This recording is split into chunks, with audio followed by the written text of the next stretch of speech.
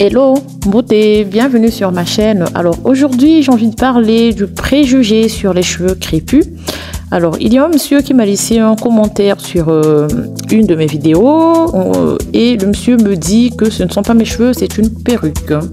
Alors moi j'ai tout simplement envie de dire, là sur cette vidéo on me voit bien en train de manipuler mes cheveux. On voit bien que j'avais des cheveux tressés au fil et que là je suis en train de les défaire. Du coup j'ai les cheveux qui sont un tout petit peu étirés. Voilà, et ensuite je suis en train, je vais appliquer de l'huile sur mes cheveux. Donc le commentaire ne m'a pas vexé, ça veut tout simplement dire que j'ai des magnifiques cheveux qui poussent tellement bien que les gens y s'étonnent. Ça veut dire que tous mes efforts payent, tout le travail que je fais sur mes cheveux, ça paye, et que j'utilise des produits qui sont bel et bien adaptés à la texture de mes cheveux, au type de mes cheveux. Donc c'est tout simplement une merveilleuse nouvelle, ça ne fait que m'encourager de plus belle. Alors j'ai envie de répondre au monsieur, je ne sais pas si c'est un monsieur ou une dame, ce n'est pas de sa faute car le préjugé sur les cheveux crépus provient du fait que l'on ignore généralement beaucoup de choses sur la manière dont il faut entretenir nos cheveux crépus. On entend des préjugés comme les cheveux crépus est indémêlable, le cheveu crépus est peu malléable, le cheveu crépus n'offre pas beaucoup de possibilités de coiffure, le cheveu crépus est peu soigné, le cheveu crépus est sauvage, le cheveu crépus ne pousse pas, le cheveu crépus est moche, le cheveu crépus est peu brillant, etc. Et donc généralement même la communauté africaine pense que pour avoir des beaux cheveux il faut avoir recours au défrisage pour avoir des cheveux qui volent au vent, des cheveux souples, malléables et des cheveux qui peuvent offrir une possibilité efficace et une plus ample possibilité de faire des tresses. Alors c'est complètement faux, hein? Il faut enlever ça de la tête. D'ailleurs à propos du défrisage, j'étais moi-même la première à penser que le défrisage c'était le seul moyen, le seul recours pour avoir des cheveux souples et malléables. Sur cette vidéo je vais vous mettre des photos de moi avant, hein, quand j'avais des cheveux courts comme ça. Et quand je n'entretenais pas mes cheveux très bien, enfin je n'avais pas les clés, quand je défrisais encore mes cheveux 2 fois dans l'année parce que je pensais que c'était le seul recours pour pouvoir les peigner.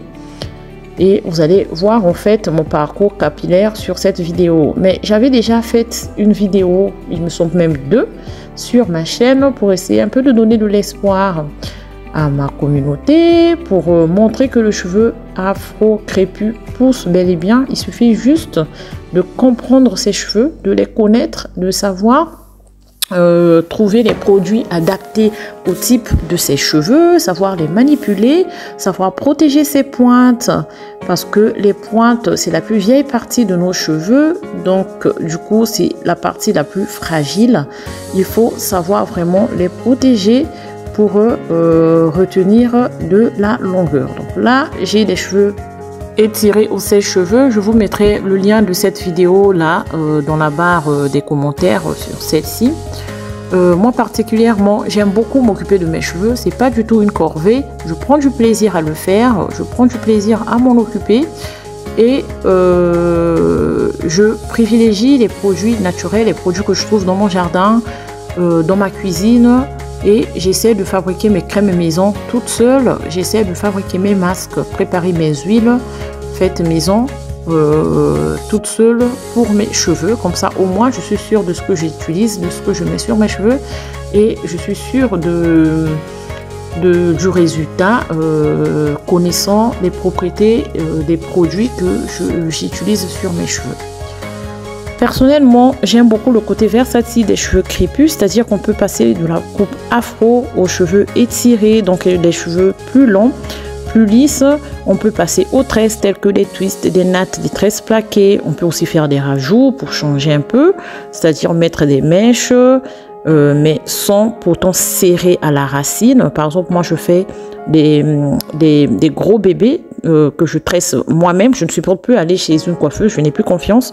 Au moins, je sais que je vais pas tirer, je vais pas serrer la racine de mes cheveux. Donc, on peut passer aux cheveux... Enfin, il existe tellement différentes coiffures avec nos cheveux naturels que je trouve ça, franchement, moi je trouve ça incroyable, je trouve ça génial, je trouve ça magnifique, je trouve ça beau.